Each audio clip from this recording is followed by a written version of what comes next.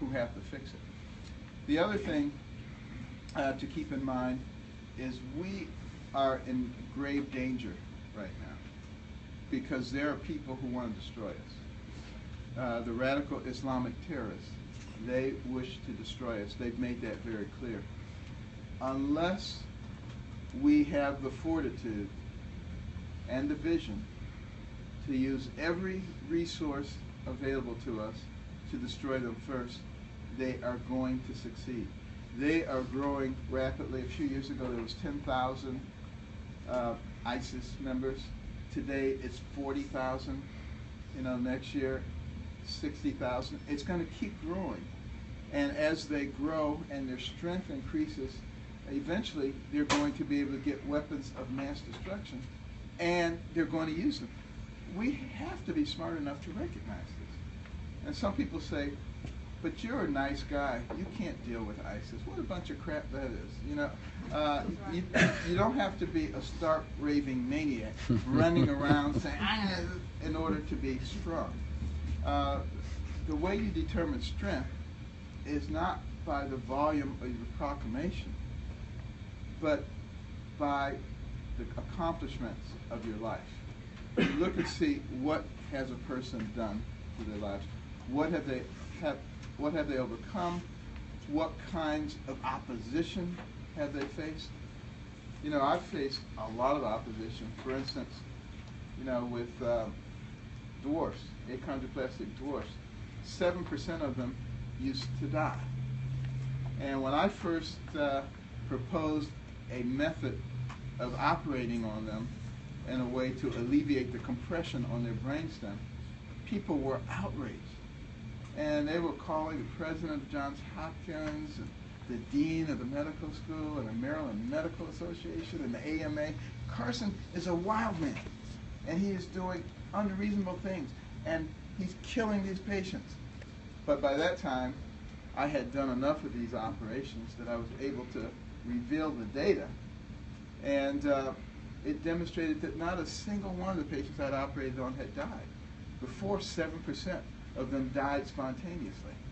And the nice thing about medicine and science is that evidence counts. So, once I revealed the data, that was the end of the controversy. And now people do that operation all over the world, and now achondroplasts no longer have a 7% infant mortality rate. And that's just one of the multiple things that I faced, to give you an example. But that's the kind of thing that really indicates strength and determination, not sitting around and giving speech after speech, and sometimes being very articulate with that speech, but not really accomplishing anything. Right now, we're at a place in our country where accomplishment is absolutely critical because we have unprecedented things going on. So those are the kinds of things that I want to get across to you. I could talk forever about all kinds of things, but I do. We can't keep up with it now. We cut out 50% of the fighting, and one year we do a new budget, the other year the 70% that's not under budget gets reviewed. Well, a lot of the reasons that none of the things that you just mentioned are happening, even though they make perfectly good sense, it's called special interest groups. Almost anything that's going on in Washington that doesn't make sense is because there's a special interest group involved with it. That's the reason that I don't accept money from special interest groups or billionaires who are trying to influence me. And believe me, there are a lot of them. And they say, I'll give you this money, but you got to do this. My routine answer, go jump in the lake. I don't need those people. The thing that has kept us going are we the people. And as long as we have we the people, never going to be beholden to the special interest groups, and we'll be able to get things done. As far as the manufacturing is concerned, it's the regulations that are killing us in that sector. For a small manufacturer, the average cost for one employee to comply with all of the regulations is $34,000. Are you going to compete globally with that kind of burden? Term limits, absolutely 100%. We ought to do that. We may have to invoke Article 5 in order to do it. Although I think there may be enough sentiment out there there that we might be able to do it as a national referendum. I think it is absolutely essential, because the longer a person stays in office, the more entangled they become with the special interest, and that destroys the will of the people. Yes. Dr. Carson, welcome to Columbia. Something you may not know about this city is it's actually the #1 international business school in the country, the Moore School of Business, the University of South Carolina, both undergraduate and graduate. So my question to you is, given all the things that you've said, in your first 100 days, what would be the single greatest priority that you would take on to help put us back on the path of remaining at the center of the global economy? I know you talked about that a little bit, but one thing, if you had to pick. Single thing I would do is I would, to a joint session of Congress, tell them that I'm not signing anything that borrows from the future. We have to stop the accumulation, because that's what's going to destroy us. And I would go so far as to say, if I were in charge of this nation and I was trying to destroy it, I'll tell you what I would do. I would try to create division between the people, because, as Christ said, a house divided against itself cannot stand. I would then try to drive the debt to an unsustainable level to destabilize the foundation financially of the nation. I would invite people in here from other countries, put them on all kinds of benefits, put all the people here on benefits. I had 10 times more people on food stamps than there were, when we started the program. I would have Americans on SSI, disability, who weren't really on disability. I'd be giving people free telephones. I'd be telling people you can go to college for free. I would just have everybody totally dependent as we completely destroyed the financial infrastructure. And then I would destroy the military. I would have the smallest Navy since 1917, the smallest Air Force since 1940. Through the sequester, I would gut the personnel. I would tell the veterans that they were the most important people ever, but I would do nothing for them, so that 22 of them commit suicide every day. I would not fix the infrastructure, particularly our electric grid, which leaves us extraordinarily vulnerable. I would get out of the space program, because so many of our innovations came through there. That's how our military stayed light years ahead of everybody else. Now they've all caught up with us. And in the future, he who controls space will control the earth. That's what I would do if I were in charge and I was trying to destroy America. Any resemblance to what's going on, I'm sure, is coincidental. Dr. Carson, you mentioned Social Security earlier, and wanted to thank you for taking a stand and having a plan to update the program. If elected president, what would you do to work with the two parties in Congress to make that plan a reality? Well, the key thing is communication. Communication, as you've noticed, has not been going on between the executive branch and the legislative branch for the last 7 years. The president doesn't even talk to the Democrats. They don't even know it. That's a problem, because when people stop communicating, there's a lot of breakdowns that occurred. You probably, some of you know people who got divorced. Have you noticed, before they get divorced, they stop communicating? They stop talking. The next thing you know, their spouse is the devil incarnate. That's what's happening to us as a nation. So, first thing I would do is really open the communications, which is the same thing that Barack Obama said he would do when he was running the first time. He never did it. In fact, he did just the opposite. It's the most closed administration ever. But if you open those lines of communication and you make the communications public, televise them, because we government people work for the people. So the people should know what they're doing. They're responsible to the people. People aren't responsible to them. Just turn the other way around.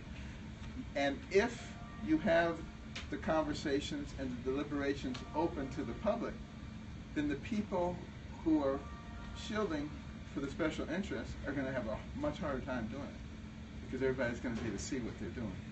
And I think that's how you get things done. That's the way it was designed. Yes?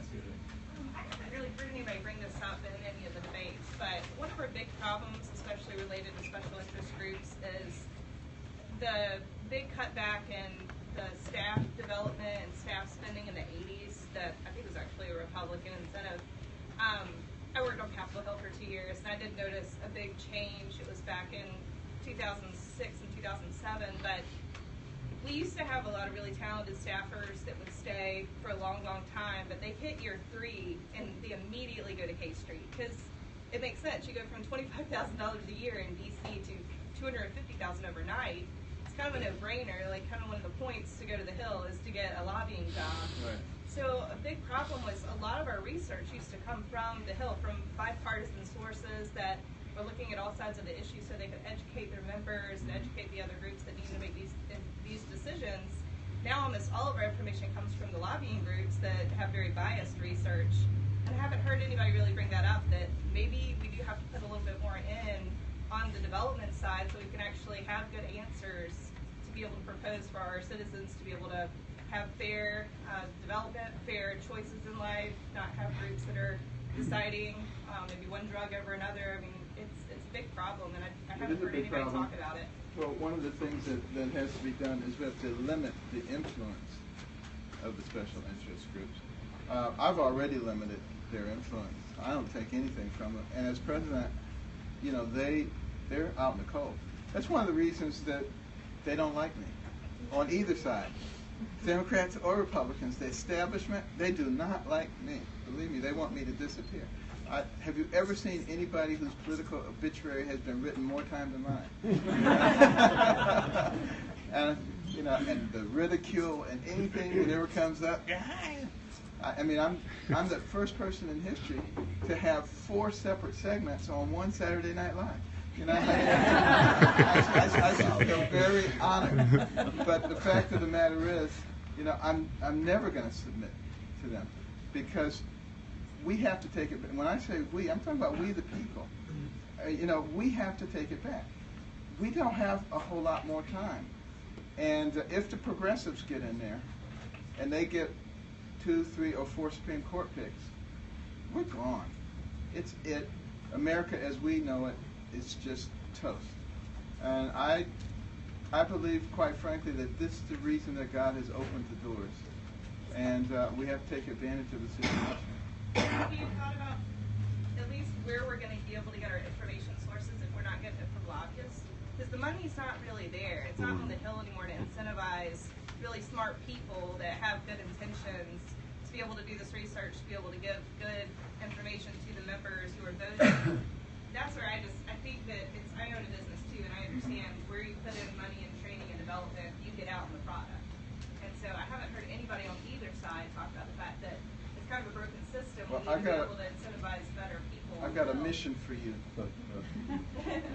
Figure it out and let me know. You know, there are a lot. I'm only half kidding. There are a lot of very smart people in our country. People of tremendous accomplishment in lots of different areas. And I believe a smart government would take advantage of those people, would take advantage of the ideas that they have. A very stupid person is a person who thinks that they have all the answers for everything.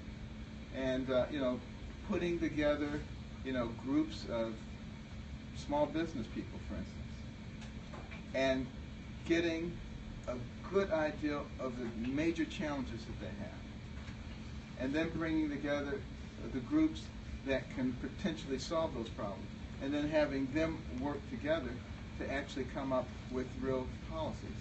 That's something that I'd be really interested in. You know, groups of ministers, I would very much be interested in their ideals, particularly, you know, in terms of charitable actions toward the indigent in our society. Because I believe that the indigent in our society are the responsibility of we the people. Right. It's not the responsibility of the government. You can read the Constitution from now to doomsday. You will not see where the government is supposed to do that. And, you know, all these different welfare programs that encourage the breakup of families and things like that, that's not helpful to us as a nation. And it could be that when they read the Constitution, they got confused with the preamble because it says to promote the general welfare. They probably thought that meant to put everybody on general welfare. But you know, the fact of the matter is, once we start doing things the way they're supposed to be done, I think this place will work incredibly well. Dr. Carson, we have time for one more question. Okay, one last question. You mentioned entrepreneurship and startups and the importance thereof. Do you believe there's a one of the reasons entrepreneurs struggle in this country is access to capital? Do you believe there's a policy approach to facilitating more early stage capital formation? Yeah, the question, if you couldn't hear in the back, was, the fact that entrepreneurs are having a difficult time because of limited access to capital. And, a lot of the Dodd-Frank implications and other regulations that have come about have made it very difficult, frankly, to make that money available to small entrepreneurs. Also, when you look at what's happened to the interest rates, what incentive does a small bank have to loan you some money? Because the interest rates are so low, they're not getting anything back. It only becomes worthwhile when you're dealing with mega businesses and mega banks, and therefore they're the ones who are benefiting in that situation. What we're going to have to do in order to ameliorate that situation is we're going to have to drive down the national debt. When we drive it down, it will now allow the Fed, central bank, to raise the interest rates.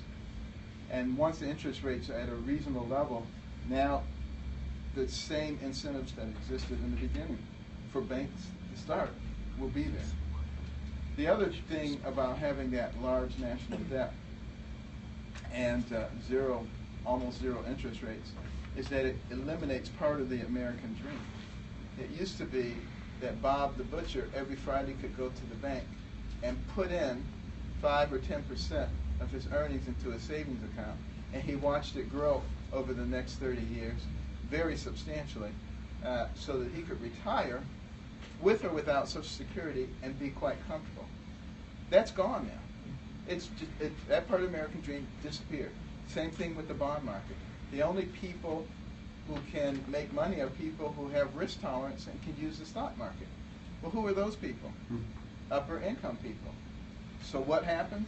The income gap grows. And, along comes Bernie Sanders and says, it's those evil rich people, and if we just take their money, we can solve all these problems. That won't solve any problems. It's just that everybody will be poor. And you still have a big problem. As Margaret Thatcher famously said, socialism is a great system until you run out of other people's money. And that simply doesn't work for us either. It doesn't work for the banking system. It doesn't work for the average American. And I think there are none of our problems in this country that cannot be solved with common sense minus the politics and the ego. And then we have to start thinking more globally as a society, recognizing that we only have 330 million people in this country. We're competing against China with 1.4 billion and India with 1.1 billion. That means we have to develop all of our people. We can't have a situation where 20+% of people drop out of high school.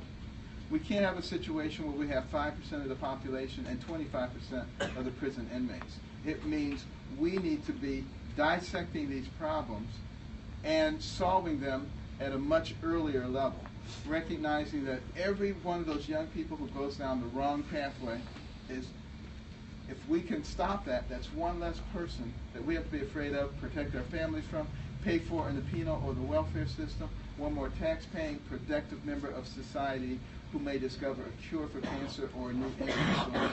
We can't afford to lose any of our people. Thank you all very much.